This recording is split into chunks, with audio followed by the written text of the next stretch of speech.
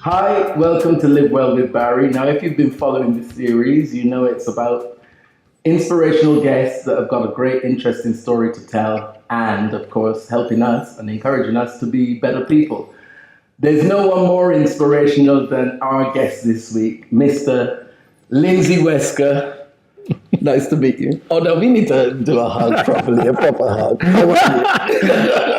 I am good. I'm very honoured. Very honoured to be on this sofa. You've had some good people on this sofa, you know. This is true. This is really true. good people. But you're up there. I mean, author, playwright, and I found out earlier today, songwriter as well. He omitted that, and of course, DJ extraordinaire. So I don't know where to start with you. This could be a long show. I don't know. Where do you want to start? Well, where did you grow up? I was born on Green Lanes in Hackney. Okay. And I spent my formative years in Highgate. Right. Across the road from Highgate, Wood itself. Nice. Fresh air. Oh, open space. Fantastic. Used to go there with my friends and play football and ride our bikes. And so my stomping ground when I was growing up was Highgate and Muswell Hill, Crouch End. I used to see a lot of concerts at the Rainbow in Finsbury Park. Oh, that's a memory. Yeah. So you're a real Londoner. Yeah. So I'm a North Londoner. Yeah. Strict North Londoner. And the reason I've ended up in Northwest is because I fell in love with a girl from the Northwest. Oh, I see. So that's the only reason. See how these things can lure you out of your environment into another environment. That's the reason I'm in Harlesden now. Okay. But North London. Although I seem to spend my whole life in South London. Do you? Because all of my friends are now in South London. So it seems. Yes, I'm always bumping into you at one party or another. I should have a pied-à-terre in Penge or somewhere like that. It's South, it's true. It'd be so much easier for travel because Harlesden to Croydon, and that's a bit of a nightmare. The car knows its way there now. So, what were your interests growing up? Well, my father was a writer. Yeah. So the great Arnold. So about the first toy I ever played with was a typewriter. Right. Okay. And I used to sit in my room just bashing out pages and pages and pages of dialogue. Just people talking to each other. It was terrible. What age did you start doing that? It was terrible. Wow. I was 10, 11. Yeah. Because it's great that the earlier you start with that kind of language and words and conversation, the better the influence later on. Well, it's held me in. I mean, this is advice I give to people now. You know, if you want to do something, you know, do it. Do your first radio shows, make your first films, write your first songs, get them out of your system, because the first things you do will be terrible. And my first scripts, my first plays were terrible. My first radio shows were terrible. So my you first songs, writing plays. Yes. At what age? That age? Yeah, yeah.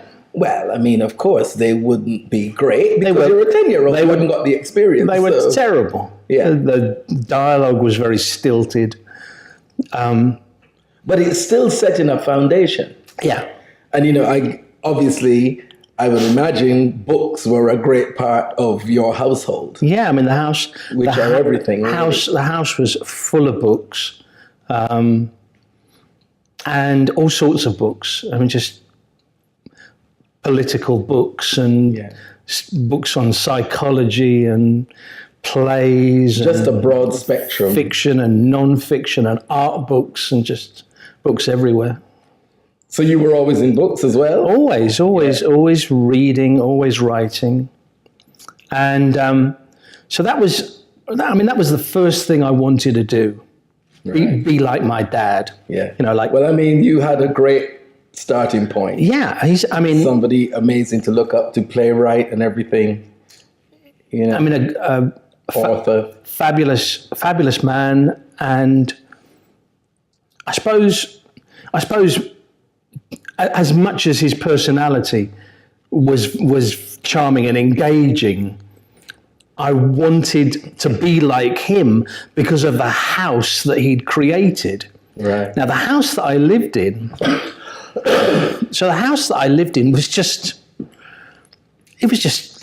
was a really, I mean, this is an overused phrase, but it really was a charmed existence to live in this house. So coming and going all day, every day, were writers, actors, directors, producers, translators, singers, musicians, just people coming and going. You'd come down to breakfast every morning and there'd be somebody different speaking a different language. Fabulous. So it was just... Did you actually appreciate that at the time, or did you just think, well, this is normal? Because I know my kind of existence was pretty much the same, but I didn't really appreciate the value of it until I got older and then hear other people talking about their experiences of growing up in their household and how they saw my house. When did you actually start to appreciate the Wesker? So many years later. Yeah. So many years later, I just took it for granted. My friends actually told me how wonderful my house was. That's what I mean. Because they would say, Lindsay, we used to come to your house and we'd just come into your kitchen and open your fridge. Yeah. And your fridge would be full of chili con carne and ratatouille and, you know, cheesecake and tiramisu and trifle and, you know, there was all these goodies in your fridge. Yeah. And it was my insane mother who was just always cooking. But that's a warm household. Yeah. Because the heart of the house is the kitchen, and well, later on, Dad and Mum wrote a book together. Oh, right. And it was called Dusty Wesker's Cookbook. Whoa. And it was basically a kind of diary of Mum's life. So it would be like 21st of May, Lindsay arrives unexpectedly with 4 friends. I look in the fridge to see what there is. And I can throw together. And this is what I cooked for them. And then there's the list of ingredients. Yeah. Is that on sale? Yeah. Was that on sale? Yeah, Dusty Wesker's Cookbook. And that was what my house was like. Just dinner parties pretty much every night of the week. Sunday dinner, Sunday tea, you know, just people and coming. A warm environment in your house where people actually come and feel comfortable in your home. Yeah. You know what I mean? It's not just you being comfortable there. It's like your home is the hub of everything, the community. Everyone wants to be there. A dining room with a huge, long dining table made by my uncle, who was a furniture maker. So he built us a beautiful, beautiful dining table. So fabulous dining room and then a huge lounge. And we had big parties in there. And Well, I mean, they were both creatives as well. So there's a completely different environment in the home when people are creatives, artistic as opposed to academics. Yeah. You know? Yeah, and people eating and drinking and laughing and kissing and hugging and just squeezing. And just warm. Just such a tactile environment. Comfort. Yeah. Nice. And people are going, well, Lindsay, why are you the way you are? What kind of freak are you? You went wrong. Where did it all go wrong? And they're sort of saying, you know, Lindsay, what kind of freak are you? You're always hugging me. You're always kissing me. Right. It's like, what's wrong with you? It's like, you came up in a warm, loving environment, and it makes a difference. That's just literally, that's how I was brought up. Yeah. So your first job was what? I did all sorts of terrible jobs, really terrible jobs. I worked in the sportswear department at Harrods. Right. I worked at a local butcher's, you know. I worked for 2 years at McDonald's. Mm-hmm.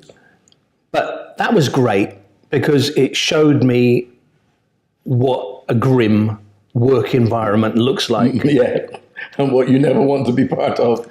It was like, okay, I don't want to be. I don't want to be here. I don't want to be doing this. Yeah. So now I'm working in a great work environment, and it's like I don't take that for granted. So from the awful jobs, what was your first job that really touched your heart and was, yes, this is what I want to do? Well, I was writing, and things were going really good for me. So I had plays performed at the Royal Court Theatre upstairs. And, wow. Yeah. And he is the man. And the man. And I had a radio play performed on Capital Radio, and I wrote 2 episodes. What was that called? It was called The Grey Cloud Show. Grey Cloud Show, that's it. And it starred Anthony Sher. Right. The Anthony Sher.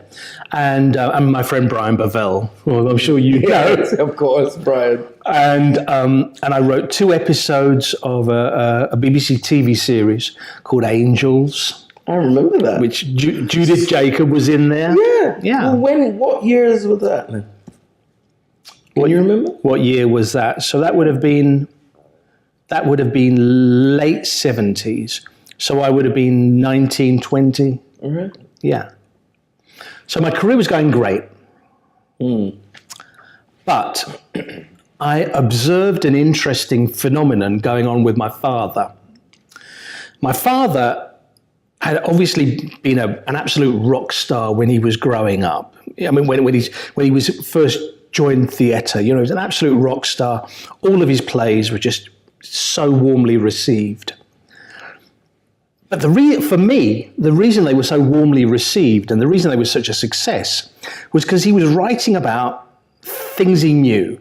He was writing about his life. Right. So he was in the RAF. He wrote about the RAF. He worked in a kitchen, so he wrote about the kitchen. He wrote about his family, he wrote about his side of the family, he wrote about my mum's side of the family. So these plays were all about things that he knew. He knew inside out. And these are the plays that to this day get performed all around the world. But they're kind of real life as well. Yeah. People like reality. Yeah. A lot of people like reality. But as he kind of stopped living and began just writing, for me, it stopped. The nature of his theatre changed.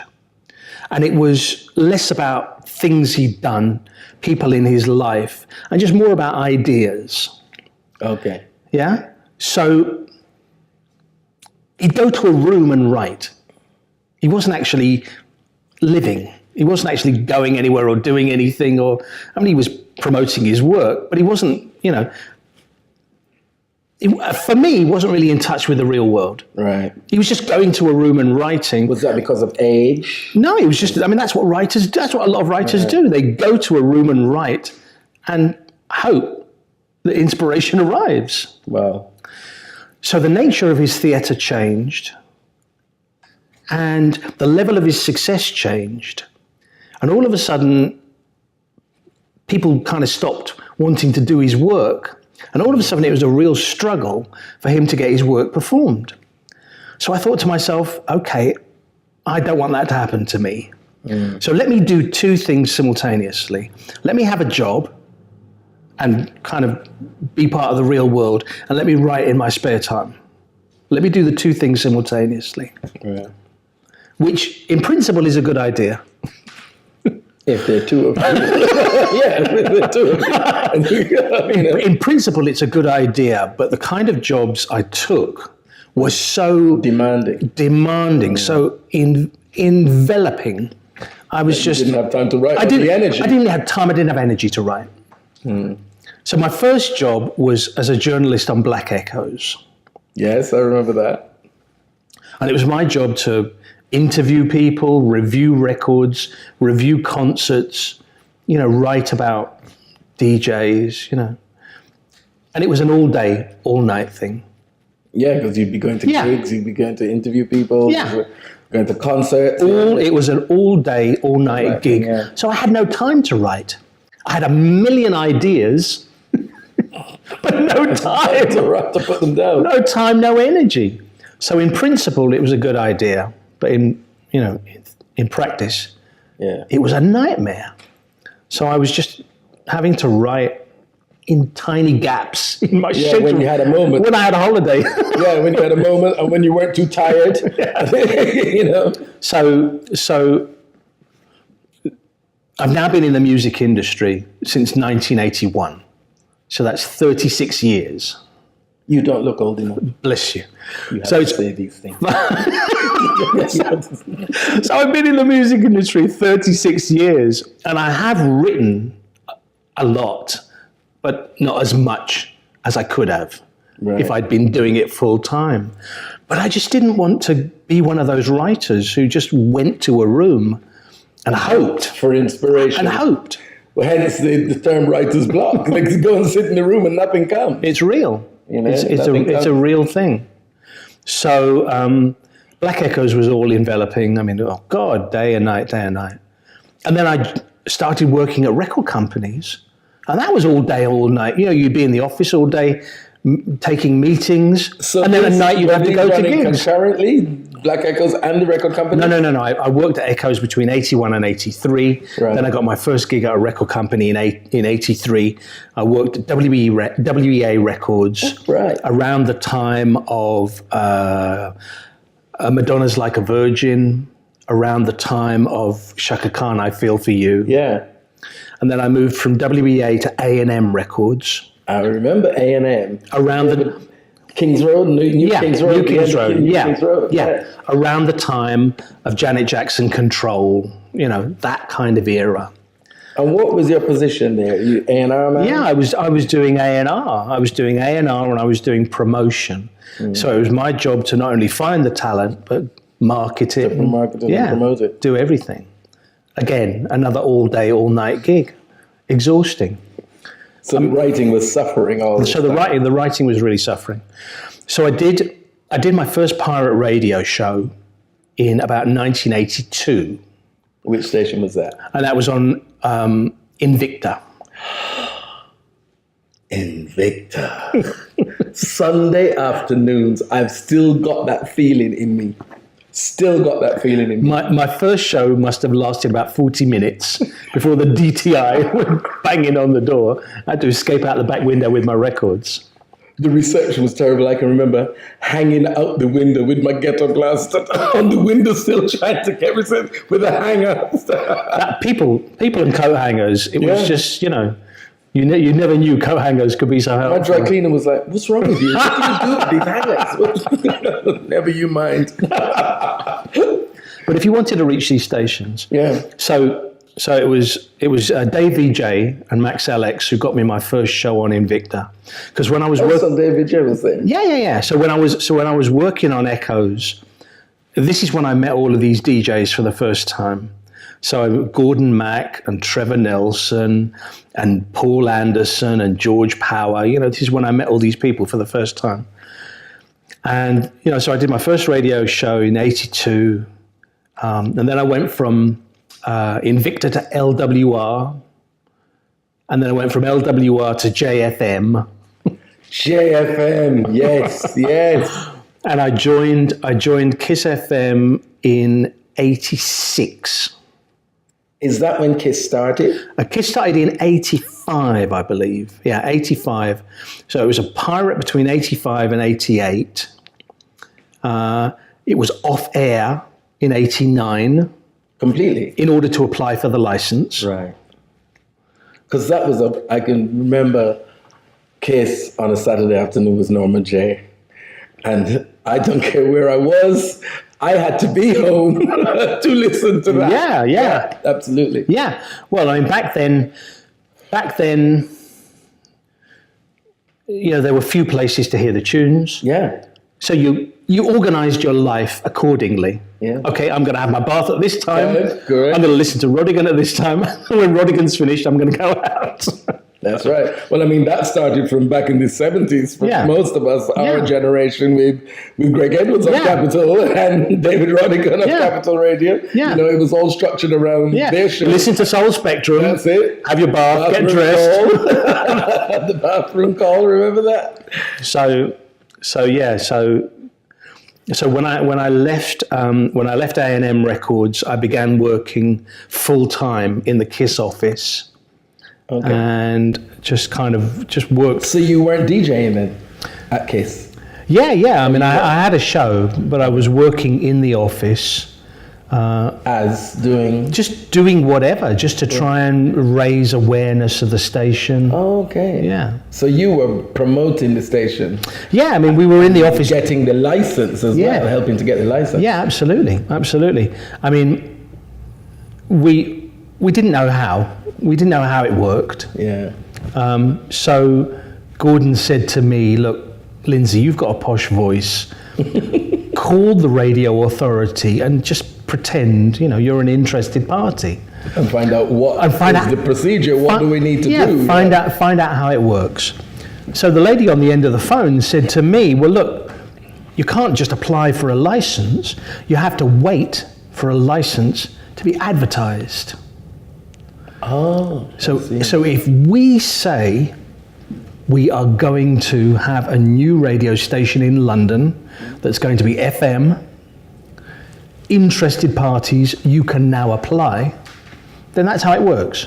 Right. So it's not a question of, I want a license. Hello, can I please have a license? Fill out a form. Get a license. Yeah, here's a check. No, we had to wait for them. And she said, and in addition to that, pirate radio stations will have to come off air.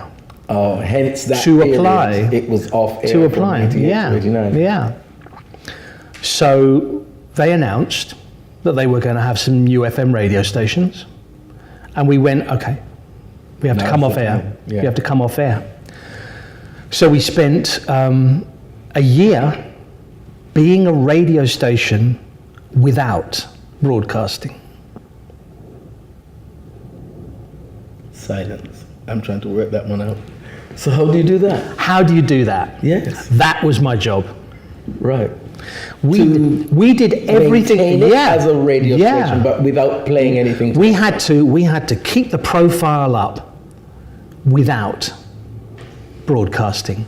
So I came across an idea. I thought to myself, okay, why don't we create a magazine that's like a radio station? So I created a magazine called Free Magazine. Right. And Free Magazine basically had a page for each DJ, so they could kind of do their radio show on the page. The tunes that they would play, what they think is the next best thing. Yeah. So how often was the publication? It was monthly. It was a monthly magazine. So we had advertising, right, which made money. We had club listings, we had reviews, we had the different DJ pages and stuff like that. KISS ran events. Yeah. We made money from the events. Kept it that way. Yeah. So we just did whatever we could to keep people's attention. Yeah, to keep the audience you already had. Keep the name afloat. Yeah. It was just a surreal experience, being a radio station but without broadcasting. But you did it. Yeah, we did it. Yeah, we did. See, that's a creative mind. They can come up with stuff like that. So give me a minute. I'll come up with something. Don't worry. We just tried everything we could to engage with the audience. And you had an audience already for the people that were following you those few years. Yeah. So I mean, all of the DJs on the station obviously had their own audience. Right. So, they were still doing their gigs. They had their own audiences. So combined, it was a lot of people. Powerful. Yeah. KISS was still powerful. It was very powerful. Yeah. KISS was very powerful. I mean, Gordon had assembled the best. A a cast of He characters. is a bit of a genius like that. A cast. isn't he? Well, I mean, he's not only a great DJ, club DJ and radio DJ, but he really knows his music. I mean, he really knows his music. He doesn't just like the sound of his own voice. He loves his music, and he really knows his music. So these DJs were quite happy to work with him because he was one of them. He knows what he's doing. Yeah. He wasn't just a hustler. He wasn't just a hustler. Or a hustler that's trying to now come and manage you, Yeah. who knows your trade. Yeah. He's part of it too, so you can respect him for He that. wasn't going to say to Paul Anderson, "This is what you play now." Yeah. He wasn't going to say to Jazzy B, "This is what you play now," Yeah, because exactly. these guys knew what they were Know doing. what they're doing. Yeah. That's why I've got you. So let Yeah. you do what you do. Just They knew what they were doing, so he just let them. He's a bit of an alchemist. Whatever he touches. He made something out of nothing. Yeah. So it was kind of quite easy to keep the KISS name afloat because these guys were just out there. Yeah. Judge Jules and Jay Strongman and Yeah. Cold He managed Cut, to draw them all in. Norman J and Joey J and Manasseh and the Steve Jackson and Colin Favor and Colin Dale and Trevor Nelson, and it's like Yeah. and they were all out there doing their thing. So they were keeping the KISS name afloat. So that was one of the weirdest years of my life, 1989. Just being a radio station without broadcasting. Yeah, really weird. But we managed to get a license. And then in 1990, we came on as a legal station. So then what happened to KISS? Well, KISS was making money, and KISS was doing well.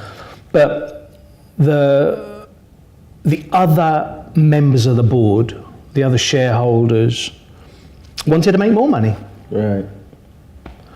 They, it was making X, and they wanted to make 2 times X and 3 times X. Times Y plus. So the traditional thing to do is bring it into the center and bring it into the center and bring it into the center, and bang, we're in the middle. Yeah. And so the sound changed.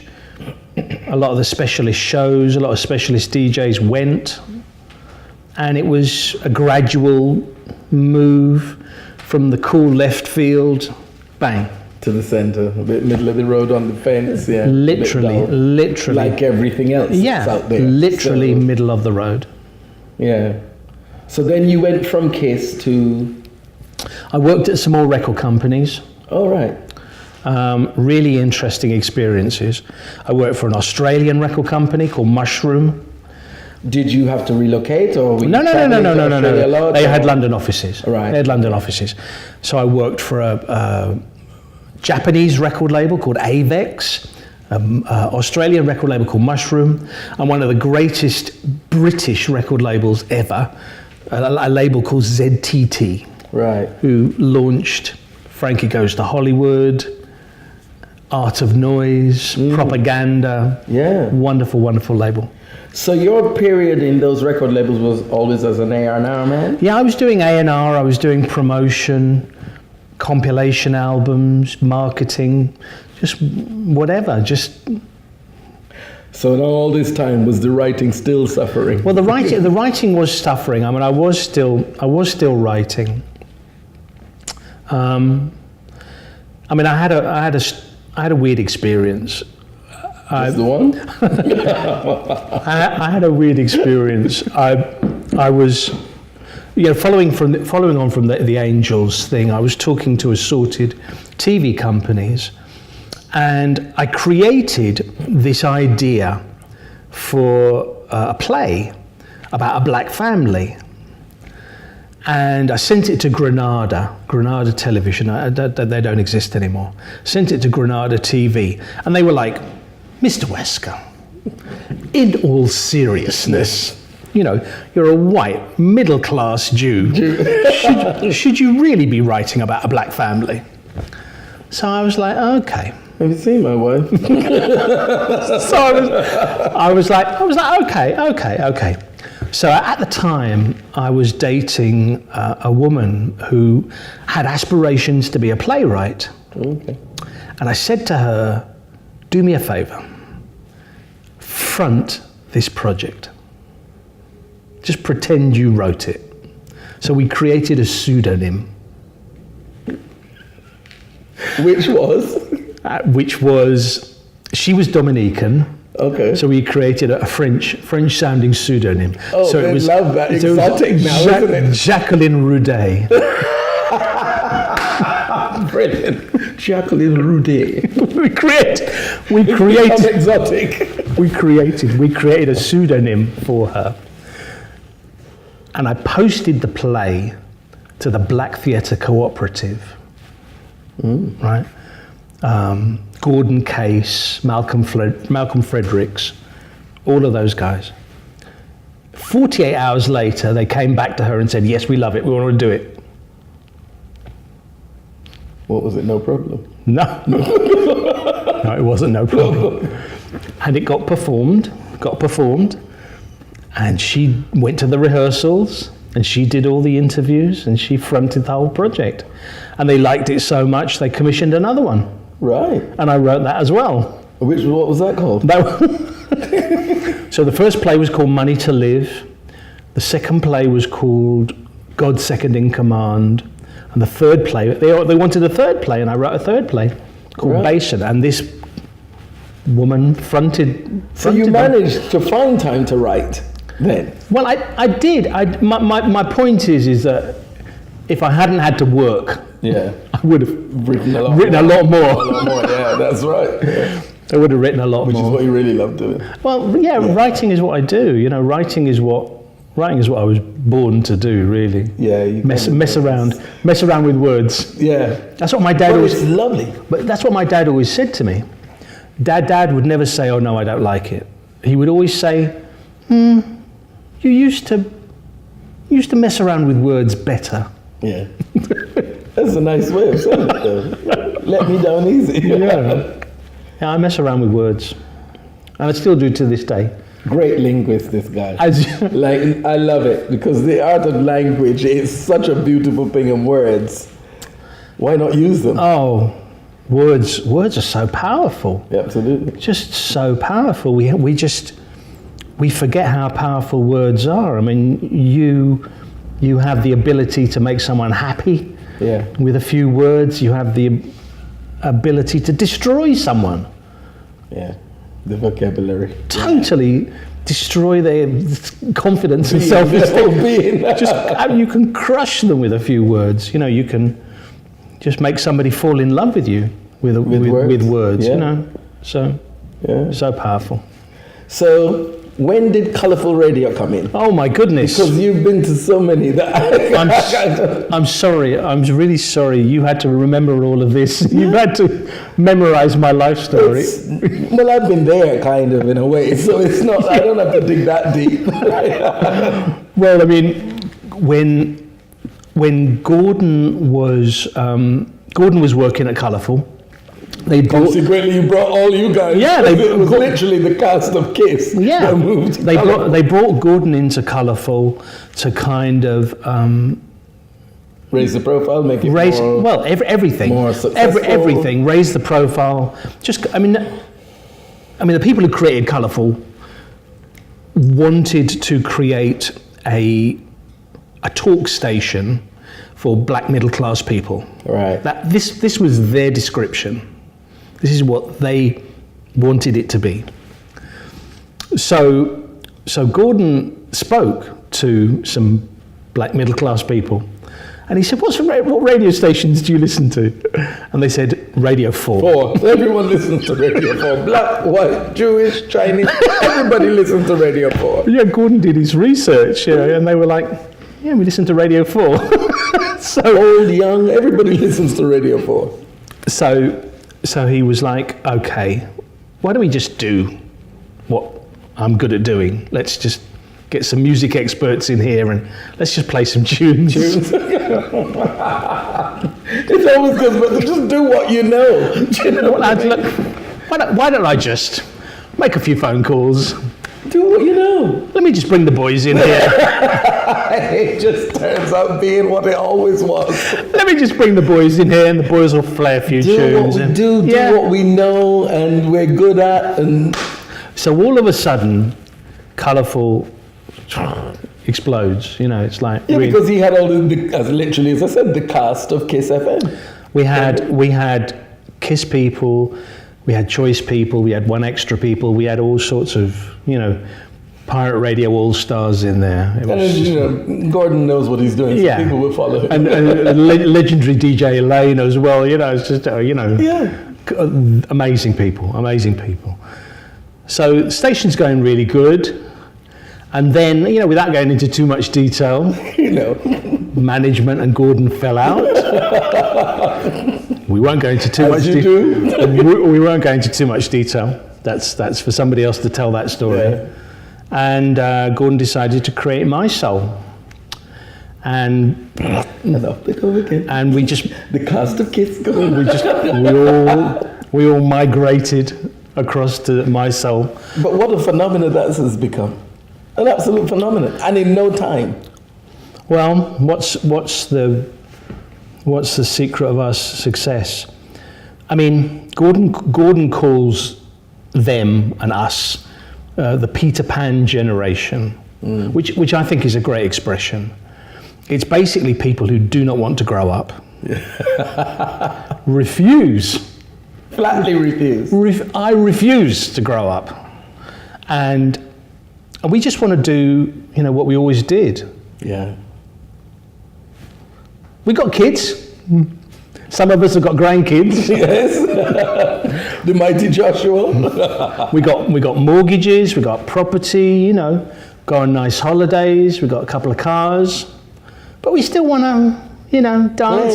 We want to dance and have fun and live life. Yeah, we want to dance. We want to sing. We want to laugh. Drink prosecco. And just have a good time. Can we zoom in here to the cup of tea over there? I offered this guy beautiful champagne, and he said, I just want a cuppa. I just want a cuppa. And here in this photographic studio, the cup I get has a naked woman on it, okay? Only in a photographic studio. Edit, cut.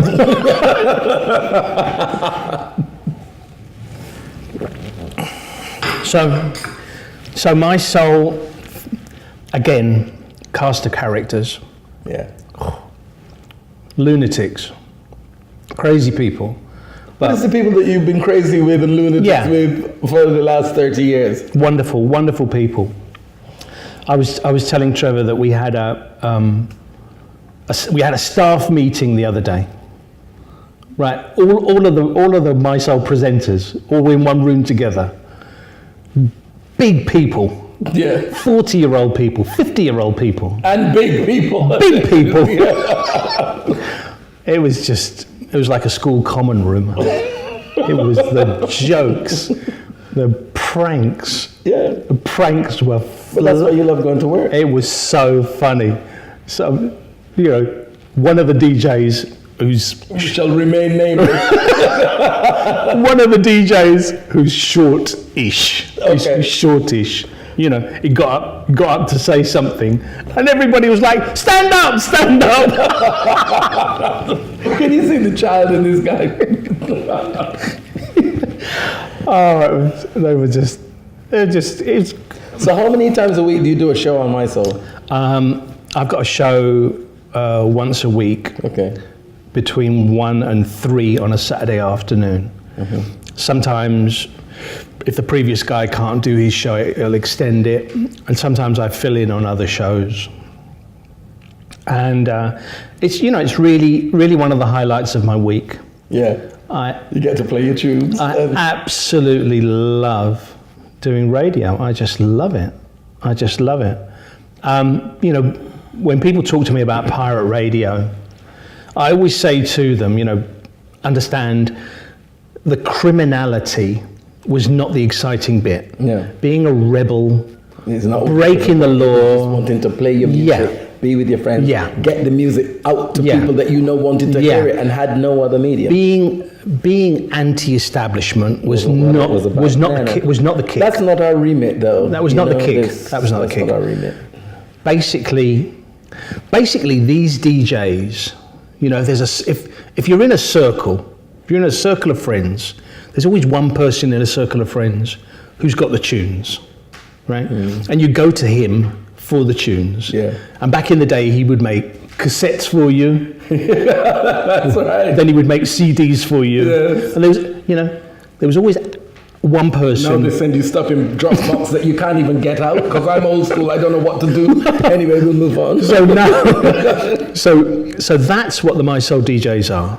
They're the person in that circle who was the music man. Yeah. And it's a group of those people who just love their music. But your full-time gig is at MTV. Yeah. Well, I'm the person that created the music policy at Kiss FM. Right. So which was like software, playlists, you know, the blend of songs, the blend of genres, the blend of tunes. And you know, I was unemployed. There was a period of time where I was unemployed. 1999, I was actually unemployed. And I was looking for a job, and I answered a job in the Guardian media pages at MTV. And they said they were looking to create new TV stations. So I went along, and the guy looked at my CV, and he was like, okay, Kiss FM music policy. Okay, this is good. We want a we want a TV station like Kiss FM. Can you do it? So I went, yeah, no problem, that's no problem.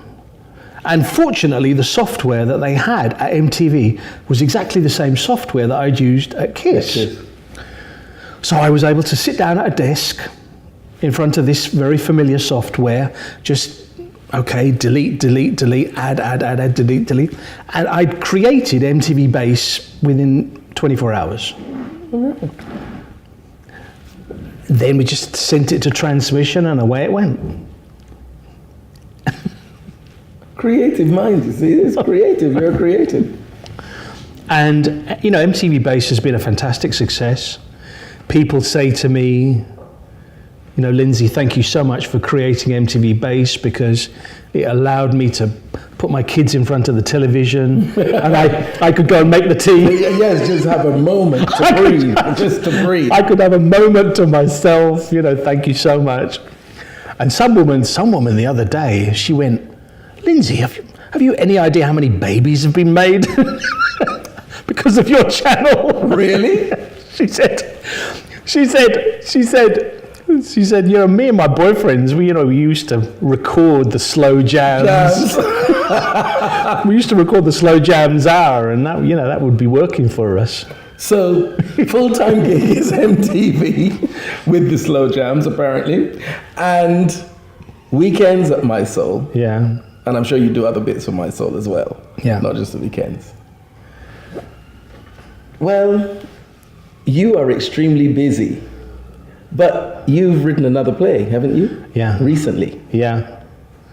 How did you find the time? I don't know. Again, you just find the gaps. Right. You just, as I said to you earlier on, people want to do things. They'll find a way to do it if they really want to do it. They will find a way to do them. You know, if people want to do things, they do them.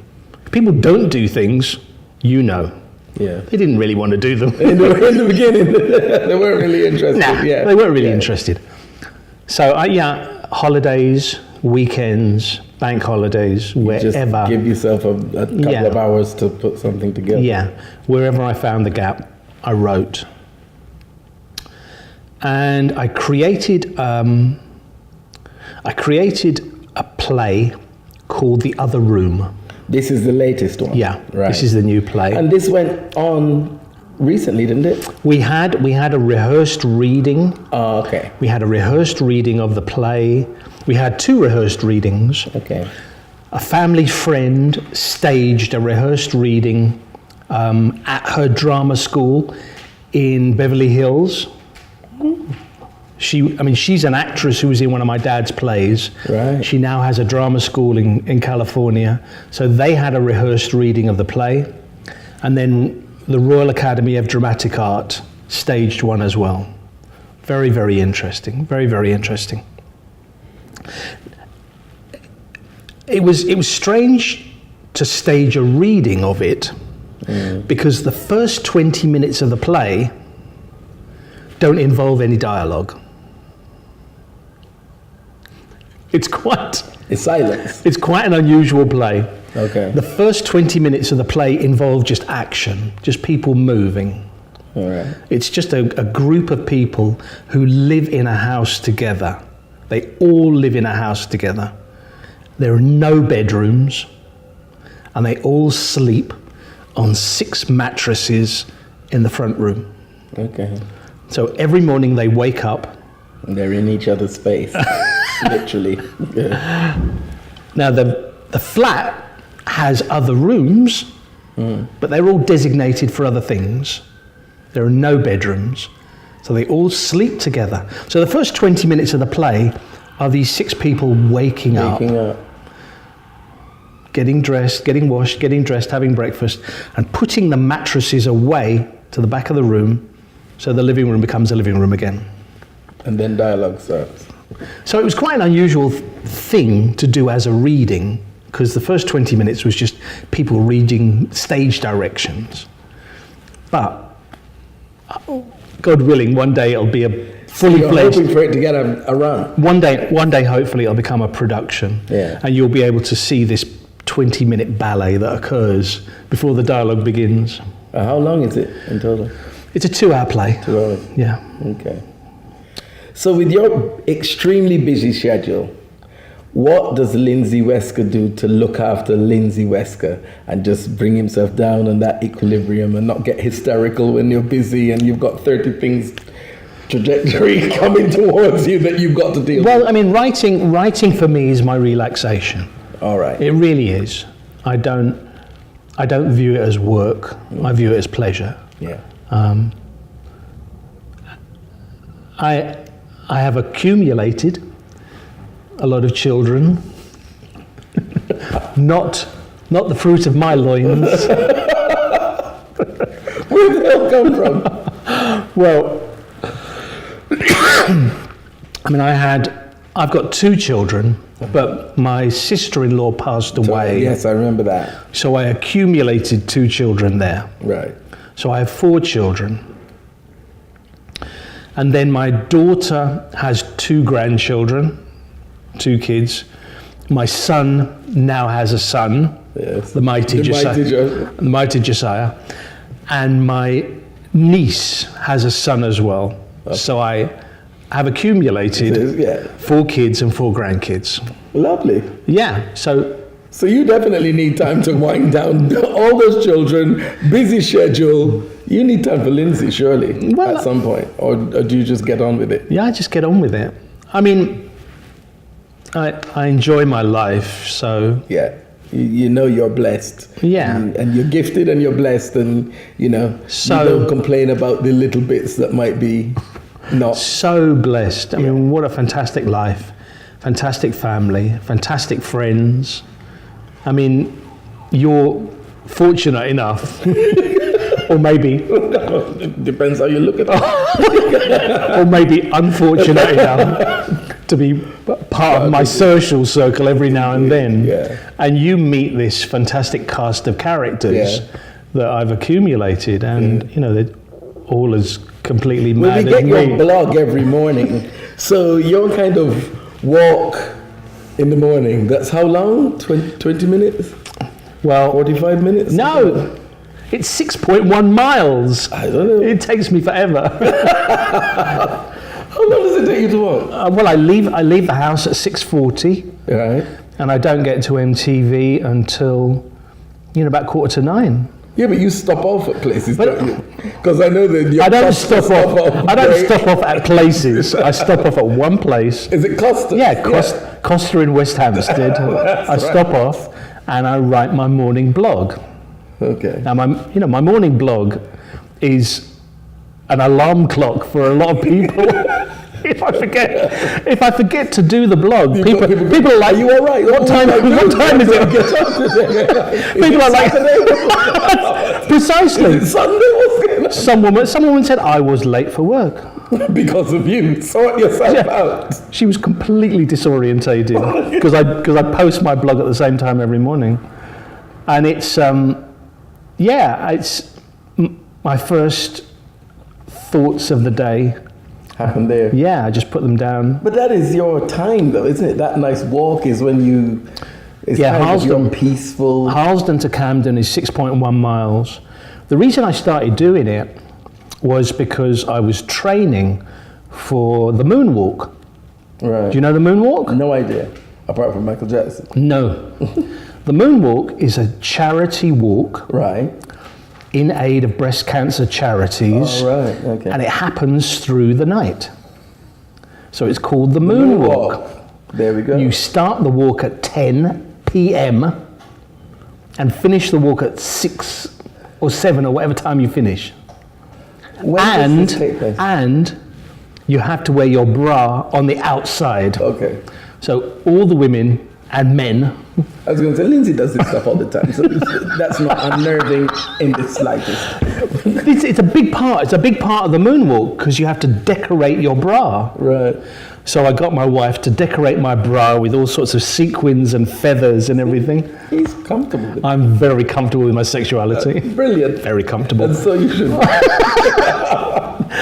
And you walk around the streets of London, 26 miles. Is it a set route? Yeah. Well, yeah. So I was in training for the moonwalk, so I began walking to work, and I did 2 moonwalks, never again, and I just carried on walking. When do they take place? They take place time every year, several times every year. Times a year. And in different cities as well. But you've had your time, but you've still got the bug for walking. Yeah, I love walking. Yeah. I love walking. As you say, the peace and quiet. It's just... Especially at that time. Yeah. At 6:40 in the morning, it's just me and the cleaners. Yeah. I mean, it's beautiful in the summertime, especially as well. Summer months. It's Fabulous. Fabulous. Might not be so great in the winter. In the winter, you're leaving the house in the dark, returning coming home in the dark, which is horrible. Yeah. But fabulous, therapeutic thing to do. Yeah. Well, Lindsay, thank you for that enlightening conversation about your wonderful life. I hope it has been. It has been. Because, you do so many things and it just shows you, just get stuck in and do it. Don't be a talker, just do. Yeah. Just do it. You want to write. Yeah. You want to play music, find a way. And if you really want to do something, you'll find a way to do it. Thank you so much. My pleasure. It's been a pleasure. Thank you. Thank you for joining us. Who more inspirational than this guy? See you next time. Take care.